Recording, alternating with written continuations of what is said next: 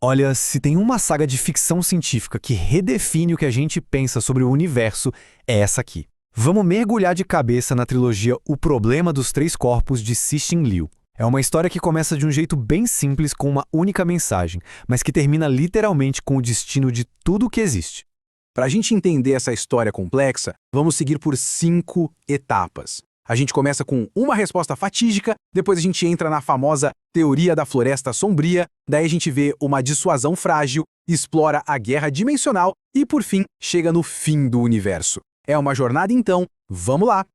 Tudo bem? Primeira parte, uma resposta fatídica. E o curioso é que o ponto de partida dessa saga cósmica não é lá nas estrelas não, é aqui na Terra, no momento bem conturbado da nossa própria história. Pensa só no cenário. China, durante a Revolução Cultural, em 1967. O físico Ye Zhetai é morto em público só por ensinar relatividade. A filha dele, Ye Wenji, uma astrofísica genial, vê tudo isso. Completamente desiludida com a humanidade, ela acaba sendo recrutada para um projeto militar secreto. E é lá que, anos depois, ela toma uma decisão, uma única decisão que vai mudar absolutamente tudo, para sempre. E o mais impressionante é que ela foi avisada. A mensagem que ela interceptou era um apelo desesperado de um pacifista de um planeta chamado Trisolares. Ele disse, não responda. Se responder, a gente vai te achar e sua civilização vai ser invadida. Imagina receber isso. Mas para Ye Wenji, que já tinha visto o pior do ser humano, essa ameaça soou como uma promessa. E ela respondeu. Ok, agora a coisa fica genial. Como uma civilização alienígena ataca a Terra estando a anos-luz de distância? Eles não mandam uma frota, não. Eles mandam algo muito, mas muito mais inteligente. Os sofons. Pensa num próton, uma partícula minúscula, que eles conseguem desdobrar em 2 dimensões, gravar uma superinteligência artificial nele e depois dobrar de volta e mandar para a Terra na velocidade da luz. O objetivo? Simplesmente travar toda a nossa ciência e nos espionar em tempo real. É, genial e aterrorizante. E com a nossa ciência completamente paralisada, sem chance de avançar, os trissolarianos finalmente mandaram uma mensagem clara para toda a humanidade. Só 3 palavras. Vocês são insetos. É o desprezo em sua forma mais pura. E a partir daí, a frota de invasão deles começou a longa viagem de 450 anos até aqui. Bom, o cenário é esse. Inimigo a caminho, nossa tecnologia estagnada. Fim de jogo, certo? Talvez não. A chave para entender como a humanidade reagiu está numa teoria, uma teoria que tenta explicar o silêncio assustador do cosmos, a teoria da floresta sombria. Sabe aquela pergunta clássica? Se o universo é tão vasto, cheio de planetas, por que a gente não ouve nada? Por que esse silêncio todo? Pois é, a resposta para isso, segundo o livro, é a base do que a Ye Wenji chamou de sociologia cósmica, uma ideia que ela passou para um cara chamado Luo Ji. E a teoria é a seguinte. Imagina que o universo é uma floresta escura à noite. E cada civilização é um caçador escondido, andando na ponta dos pés. Ninguém faz barulho, porque no momento que você acende uma tocha ou pisa num galho, você revela a sua posição. E qualquer outro caçador que te veja, por puro medo, vai atirar primeiro, porque nesse escuro não dá para saber a intenção do outro. Silêncio é sobrevivência. E essa ideia toda se baseia em 2 premissas bem simples, quase óbvias. Primeira, todo mundo quer sobreviver. É um instinto básico. Segunda, as civilizações sempre querem crescer, se expandir. O problema é que a matéria no universo, os recursos, são finitos. Junta essas 2 coisas e o resultado é uma desconfiança universal, uma paranoia cósmica. Então, por que atirar primeiro? Primeiro, pela cadeia de suspeita. Como você vai provar que é do bem para alguém que está a milhões de anos-luz de distância? Não dá. Segundo, a explosão tecnológica. Uma civilização que hoje parece inofensiva pode amanhã ter uma tecnologia que te aniquila. É um risco que não dá para correr. Então a única aposta segura, a única lógica que resta é eliminar qualquer um antes que eles te eliminem. Certo. Com essa lógica aterrorizante em mãos, aquele sociólogo, o Luo Ji, se torna a pessoa mais importante do planeta. Ele entende as regras do jogo e bola um plano, a única defesa possível para a humanidade. É uma jogada desesperada, uma dissuasão frágil. Basicamente, a única arma que a gente tinha era uma ameaça. Ameaça de destruição mútua. Para provar que a teoria funcionava, o Luo Ji fez um teste. Ele transmitiu as coordenadas de uma estrela aleatória para o universo. E, pouco tempo depois, a estrela foi destruída. Com essa prova na mão, ele se virou para os trissolarianos e disse: se vocês vierem para cá, eu transmito a localização de vocês para o universo inteiro. A gente morre, mas vocês morrem também. E assim nasceu a figura do portador da espada. Era uma única pessoa que tinha o poder de apertar o botão e transmitir as coordenadas. A paz do sistema solar inteiro dependia da credibilidade dessa ameaça. Dependia da certeza dos Trissolarianos de que essa pessoa teria coragem de destruir os dois mundos. E por mais de 50 anos, essa pessoa foi o Luo-Ji. Só que a humanidade se cansou de viver com medo. Com o passar das décadas, as pessoas começaram a ver o Luo-Ji como uma ameaça. Elas queriam esperança, não um guardião severo. E aí, escolheram uma sucessora, Chen Jixin. Ela era vista como a personificação do amor, da maternidade, da compaixão. Alguém que representava o melhor da humanidade, não a nossa capacidade de destruir. O problema é que os Trissolarianos não viram compaixão. Eles viram fraqueza. No exato instante em que Shang Tsung se tornou a portadora da espada, eles atacaram. As sondas deles destruíram nossas antenas de transmissão. E quando chegou a hora de apertar o botão, de cumprir a ameaça, ela não conseguiu. Ela hesitou. E essa hesitação de minutos custou tudo. A dissuasão falhou, a Terra estava indefesa. Mas o que aconteceu a seguir mostrou que o conflito no universo era muito, mas muito mais estranho e terrível do que uma simples invasão. A gente entra agora no território da guerra dimensional. Mesmo com a derrota na Terra, uma das naves humanas que tinha escapado consegue cumprir a ameaça de Load. Transmite a localização de Trissolares para o universo. E a resposta vem. Um caçador da Floresta Sombria ataca. Só que ele não manda uma bomba. Ele manda uma folha de vetor duplo. Algo que parece, à primeira vista, um pedacinho inofensivo de papel flutuando no espaço. Mas aquilo não era um objeto, era uma arma que mexia com as leis da física. Aquela folha começou a reduzir o espaço tridimensional para 2 dimensões. É um colapso irreversível. Imagina todo o sistema solar, planetas, o Sol, tudo, sendo achatado e esmagado num plano 2D, virando literalmente uma pintura gigante e sem vida no espaço. É a limpeza cósmica definitiva. Olha só a escalada do horror. A gente começou com uma ameaça planetária, a frota trissolariana. No meio desse caos, só uma nave consegue escapar. A nave que leva Shang Tsung. Ao atingir a velocidade da luz, ela escapa do colapso dimensional. E isso nos leva à parte final da nossa história, o fim do universo. Eles viajam por muito, muito tempo. Quando finalmente saem de uma bolha de espaço-tempo seguro, se passaram 18.900.000 anos. O universo que eles encontram é antigo, quase morto. E eles descobrem a verdade. A Guerra da Floresta Sombria vem acontecendo por eras. E essas armas dimensionais foram usadas tantas vezes que o universo, que um dia talvez teve 10 dimensões, foi sendo achatado até sobrar só as 3 que a gente conhece. E no fim de tudo, eles descobrem que muitas civilizações escaparam da guerra se escondendo em pequenos universos de bolso. O problema é que, ao fazer isso, elas roubaram massa do universo principal. E sem essa massa, o universo não consegue colapsar sobre si mesmo para talvez criar um novo Big Bang, um novo começo. Então, uma última mensagem é enviada para todos os esconderijos. Por favor, devolvam o que foi tirado. Deem ao universo uma chance de renascer. E no final, a escolha recai de novo sobre Shang Tsung. A mesma pessoa cuja compaixão condenou a humanidade agora tem que decidir: se esconde para sempre em segurança ou devolve a massa do seu pequeno universo para dar ao cosmos uma chance de recomeçar.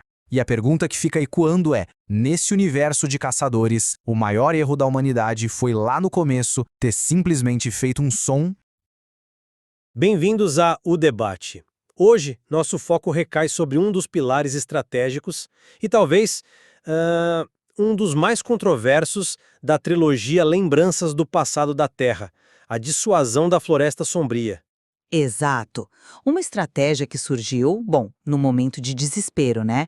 Como resposta direta à ameaça iminente da invasão trissolarana e, claro, a descoberta aterradora da natureza predatória do universo, o que a gente veio a conhecer como a Teoria da Floresta Sombria. Foi concebida e, olha, notavelmente mantida por Luo-Ji durante décadas, através daquela ameaça de destruição mútua assegurada. Uma ameaça que criou a chamada Era da Dissuasão, né? Um equilíbrio tenso Sim. que durou mais de meio século. Mas esse equilíbrio, ele se desfez de forma dramática e quase instantânea quando o controle passou para a sucessora dele, a Shang Tsung. E é justamente essa dinâmica que nos leva à questão central da nossa análise de hoje. A dissuasão da Floresta Sombria foi, apesar de tudo, uma necessidade estratégica defensável, talvez a única resposta racional para a sobrevivência humana diante de ameaças existenciais, ou ela representou, desde o início, um erro inerentemente instável, uma aposta perigosa e, assim, moralmente comprometedora. Uma questão bem complexa, sem dúvida nenhuma. Eu vou defender a visão de que a dissuasão, embora parecesse funcionar por um tempo, era fundamentalmente uma solução perigosa e, olha, eticamente insustentável. Vou argumentar que a instabilidade dela era parte intrínseca do conceito, sabe? E a sua falha eventual era não só previsível, mas uma consequência direta da sua natureza, colocando a humanidade, no fim das contas, num perigo ainda maior. E eu vou apresentar a perspectiva de que a dissuasão, sim, com todos os seus riscos monumentais e seu peso moral gigantesco, era de fato a única abordagem racional e viável. Diante da lógica implacável do universo como revelada pela teoria da Floresta Sombria e, claro, considerando a esmagadora superioridade tecnológica dos Trissolaranos. Era uma pílula extremamente amarga, sem dúvida, mas talvez a única que poderia garantir a nossa continuidade. Então vamos aprofundar essas posições. Pode começar, por favor? Varas. Foi a única resposta lógica e eficaz que a humanidade tinha diante daquela dupla realidade aterradora. A ameaça trissolarana concreta e a natureza predatória do cosmos, a tal Floresta Sombria. O Luo-Ji, ao decifrar os axiomas fundamentais da sociologia cósmica, sabe? Aquela ideia de que a sobrevivência é a necessidade primordial de qualquer civilização, que toda civilização tende a crescer e se expandir, mas que o universo é vasto e gera uma desconfiança mútua e letal, a chamada cadeia de suspeita, agravada pela imprevisibilidade da explosão tecnológica, ele percebeu algo crucial. Ele entendeu que contra um inimigo tecnologicamente muito superior, motivado pela sua própria sobrevivência desesperada, apenas a ameaça credível de aniquilação mútua, a garantia de que se eles nos atacassem nós levaríamos ambos os mundos à ruína expondo suas coordenadas ao universo hostil, poderia funcionar como um freio. E de fato funcionou. Por 54 anos vivemos a era da dissuasão. Foi um período de paz, ainda que tensa, mas uma paz que permitiu algo fundamental, a absorção de conhecimento e tecnologia trissolarana avançada, algo que seria, vamos combinar, impensável sem essa alavanca de negociação forçada pela ameaça. A falha catastrófica que encerrou essa era não residiu, a meu ver, na lógica da dissuasão em si. Ela veio da incapacidade humana de sustentar essa lógica implacável a longo prazo. A escolha da Cheng Xin como sucessora, uma pessoa cujo grau de dissuasão, quer dizer, a percepção da sua vontade de realmente ativar a destruição mútua, foi calculado pelos próprios trissolaranos como perigosamente baixo, algo em torno de 10%, em contraste gritante com os quase 90% a 100% atribuídos ao Luo-Ji.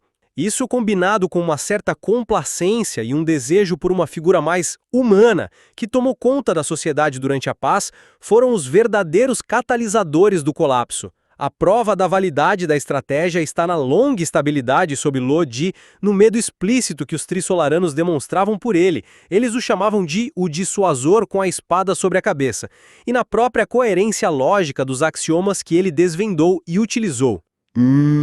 Eu vejo a situação por um prisma fundamentalmente diferente. Para mim, a estratégia de dissuasão era inerentemente falha, e em múltiplos níveis, tanto moral quanto pragmaticamente. Vamos começar pelo aspecto moral que você mencionou de passagem.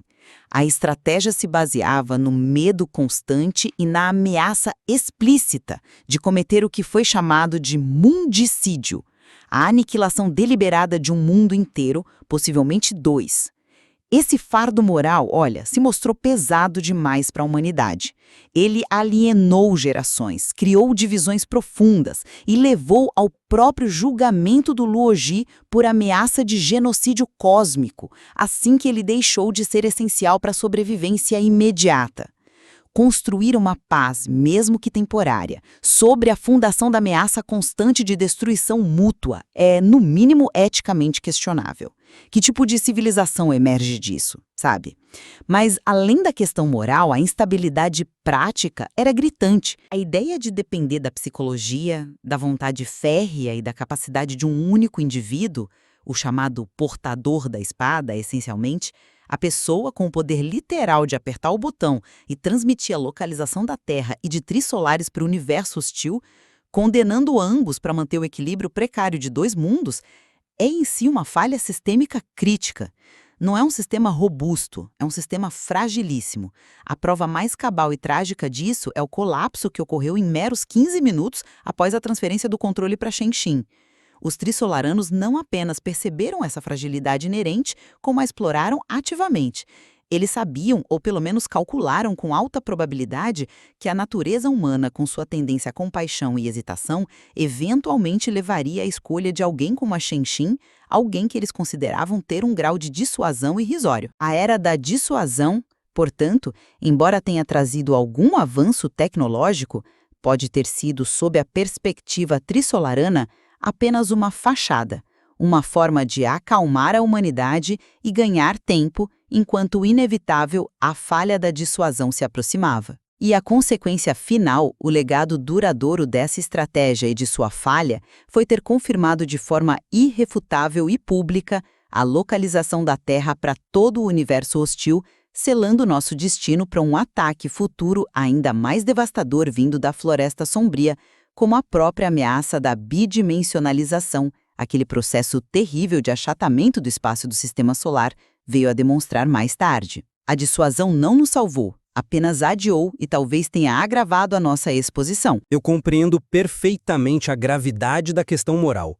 Ninguém minimiza o peso de ameaçar destruir um mundo, mas a gente precisa colocar isso no contexto correto, né? Estávamos falando da sobrevivência ou extinção da espécie humana inteira. Diante da aniquilação certa nas mãos de uma força tecnologicamente esmagadora como Trisolares, a moralidade terrestre convencional, os nossos conceitos habituais de certo e errado, bom, eles perdem muito do seu peso relativo. A lógica da Floresta Sombria, como descrita na obra, é absolutamente impiedosa. Detectar é suspeitar. Suspeitar é potencialmente destruir ou ser destruído. Não há espaço para nuances morais nesse cálculo cósmico de sobrevivência. O Lou Ji não agiu por crueldade sádica, ele agiu por um pragmatismo brutalmente necessário. A escolha real não era entre uma solução limpa e moralmente confortável e a dissuasão. Era entre a dissuasão, com seu fardo terrível, e a aniquilação quase certa e completa da civilização humana. É a prova de que a humanidade sentiu esse peso, mas ele era secundário face à alternativa da extinção. Era uma escolha horrenda, mas, argumentavelmente, a única que oferecia uma chance real de continuar existindo. Mas será que a gente pode realmente compartimentalizar a moralidade dessa forma? Dizer, aqui a moralidade vale, ali ela é suspensa pela necessidade. Eu discordo dessa premissa. Os meios que utilizamos inevitavelmente moldam não apenas o resultado final, mas também a própria natureza de quem nós somos como indivíduos e como civilização. A ameaça constante de aniquilação mútua, o ato de planejar e estar disposto a executar o mundicídio, mesmo que nunca tenha sido concretizado pelo Lou Ji, teve um custo psicológico e ético profundo e corrosivo para a humanidade. Isso gerou divisões internas, um medo paralisante e, eventualmente, uma rejeição visceral da própria figura que o salvou, como vimos no tratamento que deram ao Lou Ji depois que ele deixou de ser o portador da espada. Uma sobrevivência conquistada por meios tão fundamentalmente desumanos levanta uma questão perturbadora. Que tipo de humanidade sobreviveu a isso? Uma humanidade que normalizou a ameaça de genocídio como ferramenta política. A estratégia não era apenas arriscada do ponto de vista prático, ela era, em sua essência, desumana, forçando um único indivíduo a carregar o peso insuportável da destruição potencial de dois mundos, e a viver sob o escrutínio e o medo constantes. Isso não é sustentável a longo prazo, para a psique humana ou para a ética de uma sociedade. Mas a sustentabilidade prática, pelo menos sob as condições certas, foi demonstrada. A estabilidade foi comprovada na prática, não na teoria. Sob a liderança correta, a do Luo Ji, a dissuasão funcionou por mais de meio século. 54 anos não é um mero acaso, né? É uma evidência forte de que o sistema, dentro da lógica sombria do universo que ele espelhava, era viável. A falha, repito, não foi intrínseca ao conceito de dissuasão em si, mas extrínseca a ele. Foi resultado de fatores humanos. A escolha de um sucessor que, objetivamente, não possuía o perfil psicológico necessário para manter a credibilidade da ameaça, algo que os próprios adversários previram e exploraram, e, talvez mais importante, a perda de vigilância, a complacência e o otimismo excessivo que a própria paz prolongada gerou na humanidade. As pessoas esqueceram a natureza da ameaça. O sistema funcionava precisamente porque espelhava a lógica brutal da Floresta Sombria. A única garantia de não ser atacado é a certeza absoluta de que qualquer ataque será revidado com destruição total e mútua. Luo Ji personificou essa certeza. Shen Xin, por sua natureza, não conseguiu. Mas isso não invalida o mecanismo. Eu vejo essa sua distinção entre falha intrínseca e extrínseca de forma diferente. Essa dependência crítica de um único líder correto, de uma única psicologia específica, não é um fator humano externo e contingente. Para mim, essa é justamente a falha sistêmica central e intrínseca do modelo.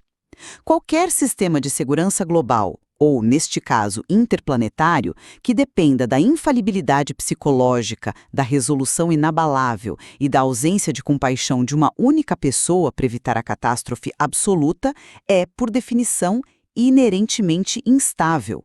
É um castelo de cartas construído sobre a mente de um indivíduo.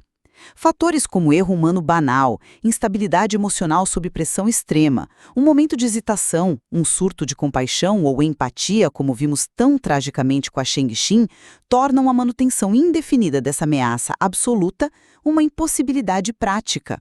Não foi simplesmente um problema de escolher a pessoa errada para suceder o load. Foi um problema fundamental de um sistema que exigia um tipo de pessoa quase sobre-humana, ou talvez desumanamente fria e calculista para funcionar a longo prazo.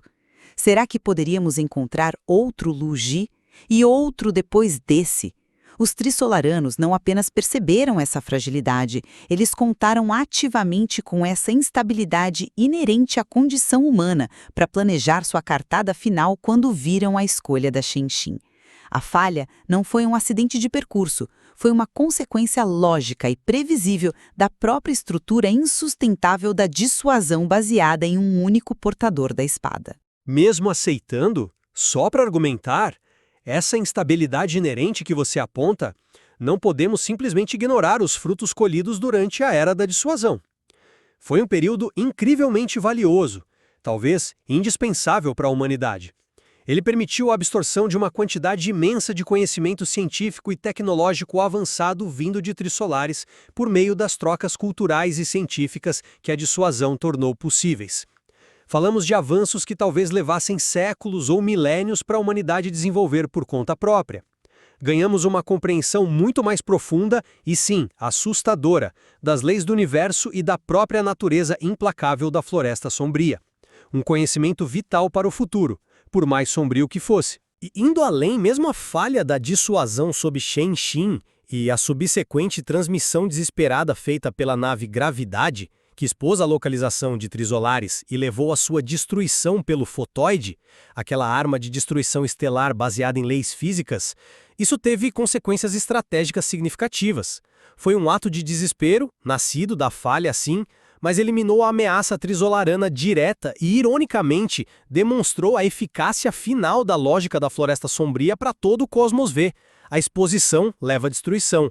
Foi uma lição terrível, mas talvez necessária. Chamar a destruição quase simultânea de dois sistemas solares, trisolares pelo fotoide e o nosso pela ameaça iminente da bidimensionalização que forçou a fuga da humanidade de consequência estratégica significativa me parece um eufemismo perigoso que mascara a catástrofe.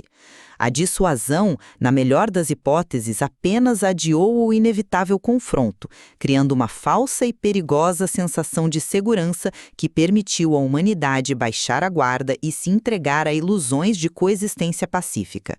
Enquanto isso, a própria existência da dissuasão e a comunicação constante com trisolares confirmaram nossa localização e nossa capacidade tecnológica e, portanto, hostilidade potencial para qualquer outra civilização avançada que porventura estivesse ouvindo na Floresta Sombria. A falha da dissuasão não foi um passo estratégico calculado. Foi uma catástrofe absoluta que quase resultou na aniquilação imediata da frota humana e, no fim das contas, levou à condenação de ambos os sistemas solares. A transmissão final pela gravidade não foi um resultado planejado ou um desdobramento lógico da estratégia de dissuasão original. Foi um ato de puro desespero, uma reação improvisada nascida justamente do fracasso total dessa estratégia. Foi uma consequência não intencional e trágica que condenou ambos os mundos, não um testemunho da validade ou do sucesso, mesmo que paradoxal, da dissuasão a longo prazo. Ela simplesmente falhou e as consequências foram devastadoras. Isso nos traz diretamente a figura da Shen-Xin e a escolha dela pela humanidade. A decisão de escolhê-la e sua subsequente e fatídica falha em ativar a dissuasão naqueles 15 minutos cruciais parece refletir um ideal profundamente humano, a busca pelo amor, pela compaixão, pela preservação da vida a qualquer custo, a recusa em ser o carrasco de um mundo. São valores nobres dentro do nosso contexto terrestre, sem dúvida, mas eles se mostraram totalmente irrelevantes, ou pior, fraquezas fatais, quando confrontados com a lógica fria, utilitária e brutalmente competitiva da Floresta Sombria. A realidade cósmica, como apresentada na narrativa, exigia a dureza implacável, a frieza calculista do Luo-Ji, a capacidade de olhar para o abismo da destruição mútua e não piscar, de blefar com a existência de dois mundos, a hesitação da Shen-Xin, sua incapacidade visceral de sacrificar o mundo trissolarano e potencialmente o nosso junto, para talvez salvar a humanidade, foi compreensível do ponto de vista humano, mas foi absolutamente desastrosa do ponto de vista estratégico dentro daquele paradigma. Ela era a pessoa errada no momento errado para uma tarefa que exigia, talvez desumanidade. Eu vejo a falha da Shen-Xin sobre uma luz diferente, talvez mais pessimista sobre a própria estratégia. Talvez ela não represente apenas uma fraqueza individual, uma falha de caráter ou de coragem num momento crítico.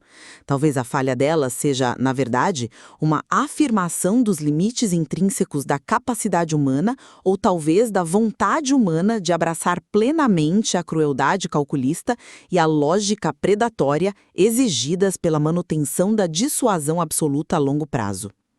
Talvez a humanidade, em sua essência, com sua capacidade inerente de empatia, seu valor intrínseco pela vida, mesmo a do inimigo, e sua aversão a atos de destruição em massa, seja fundamentalmente incompatível com a manutenção perpétua de uma ameaça tão monstruosa e psicologicamente desgastante.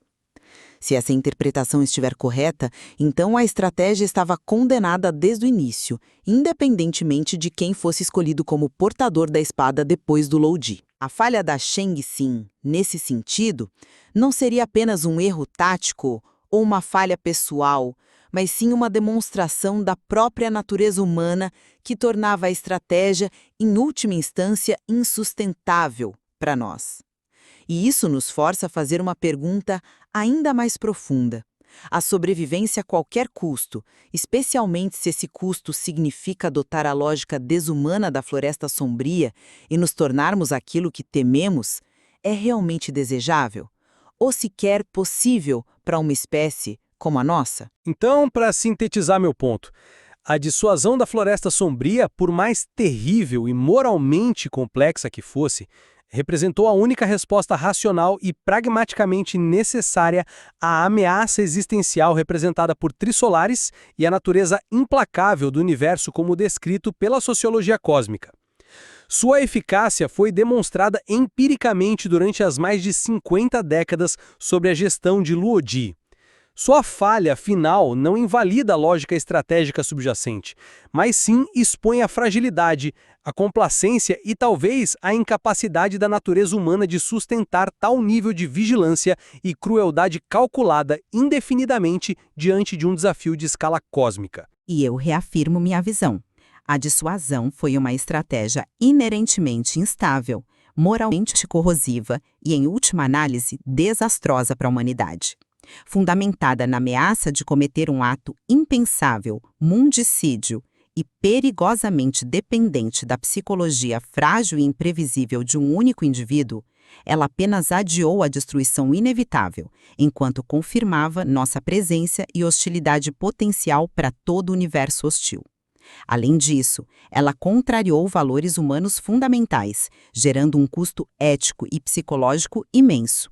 Sua falha não foi um acidente ou um erro de implementação, mas uma consequência direta e previsível de sua própria concepção fundamentalmente falha e incompatível com a natureza humana a longo prazo. A nossa divergência central, então, parece residir em duas questões principais, né? Primeiro, se a lógica fria e brutal da sobrevivência na floresta sombria pode, em circunstâncias extremas, justificar os meios moralmente devastadores da dissuasão.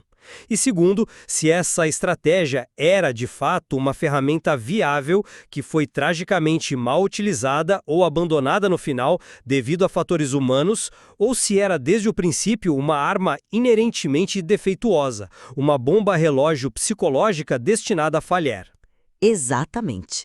E a análise profunda dessa estratégia, tal como apresentada no material-fonte, nos força a confrontar dilemas extraordinariamente difíceis sobre ética em face da extinção, sobre a natureza da estratégia e da racionalidade em escala cósmica e sobre o lugar da própria humanidade, com todas as suas complexas virtudes e falhas, num universo que pode ser indiferente ou, pior, ativamente hostil à nossa existência. Sem dúvida, a complexidade das escolhas enfrentadas pelos personagens, as diferentes interpretações possíveis da sociologia cósmica e as consequências devastadoras das ações tomadas, bom, tudo isso oferece um terreno incrivelmente fértil para reflexão contínua.